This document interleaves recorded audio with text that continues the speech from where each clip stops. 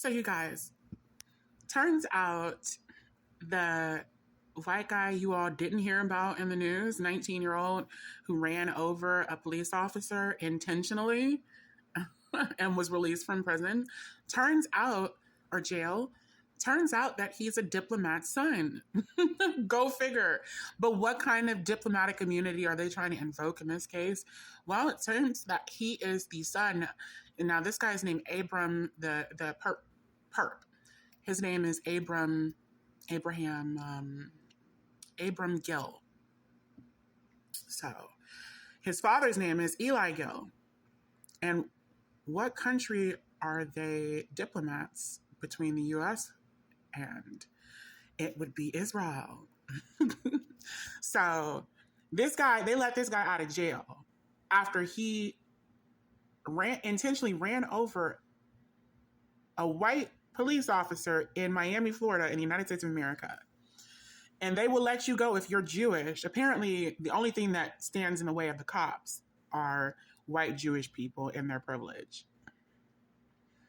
I mean, does anybody have better privilege than white Jewish people in this country? Like, let's be real about this. Like, I mean, I really didn't think it was this way. I thought that, Aryan white people, what you would consider Aryan white people, would have more sway than Jewish people in this country.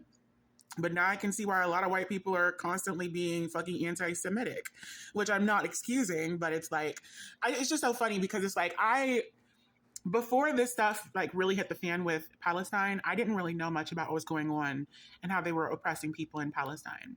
So I was at this bar a little over a year ago. It was the end of 2022, and I was right before the winter. And so it was still, feeling pretty good outside, but it was like, it was the fall.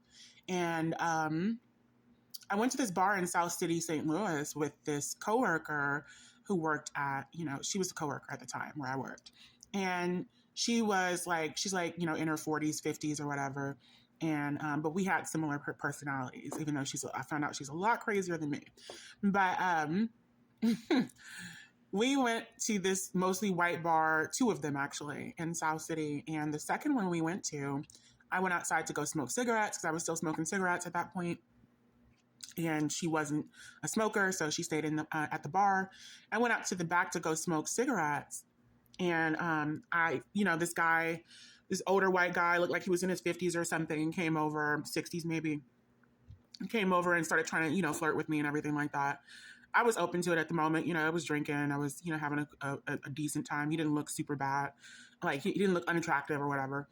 And I wasn't as, on my, not really trying to date a white guy type of shit that I am really kind of on right now. And what do you call it? Although that's been put into question recently too. So, I don't know. It's hard out here as a Black transgender woman, to be quite honest with you. Like, I mean, you take it where you can get it. Not really. Like, those days are behind me. But, which is why I have been single for like 6 years. But what do you call it? Single for 4 years, abstinent or celibate for fucking longer than that. But anyway, and I just meant to make that point of, basically, I guess that we can continue that side note for a second. Being a Black transgender woman, it is very difficult to find someone in your community of Black people, because as much as I want to be with a Black guy, a lot of them, and as much as a lot of them want to be with me, it's not in any other way more than just physically. Unfortunately, I'm seen as a sexual object in that regard. So, it's very difficult when you're a person who is past the physicality of it all and really just is, not really looking for a relationship, but that's all you're really open to. But that's a whole nother story. So anyway, that's why I mentioned that having kind of an issue staying strictly Black dickly. But anyway, it's just crazy to me to see how... I was going to finish that story. The guy ended up saying some real negative things about Jewish people. And now when I look back, I don't think that they were actually negative. But at that moment, I thought that they were, because I was swept up in the hysteria of thinking that people, that saying that they were in power and that there were a lot of Jewish people in power and all this other stuff. I was under the impression that that was anti-Semitic, but it's not. It's just pointing out the facts. And I was like, I was really actually thinking about, which our ass tonight, but not anymore.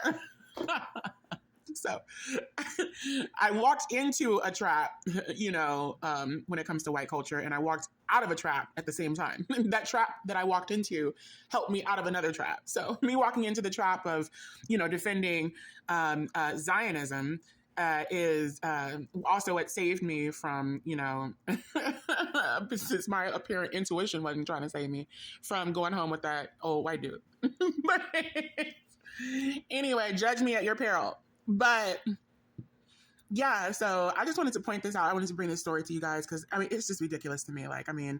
So you all can run over cops.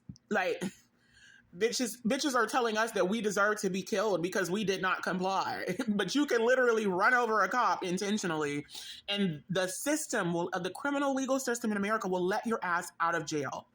And there was somebody who was I guess kind of like representing him in court or trying to get him off with this diplomatic immunity. And they were with the Seltzer-Mayberg legal entity of some kind. So it's just crazy because it's just like, now we know that both of those names sound very, very Jewish. I can guarantee you Seltzer and Mayberg are very Jewish names. So it's just crazy to see that, this guy working for the general consulate of Israel, you know what I'm saying, who is an Israeli diplomat, this son of an Israeli diplomat was literally able to get out of jail and pass go for running over a cop intentionally. And I think now they're saying, because the DOJ or somebody got involved or something, and they were like, wait, no, diplomatic immunity does not apply in this case. So I don't know, something might be happening with that, but it's just crazy to me. It's just like, is this Israel or is this America?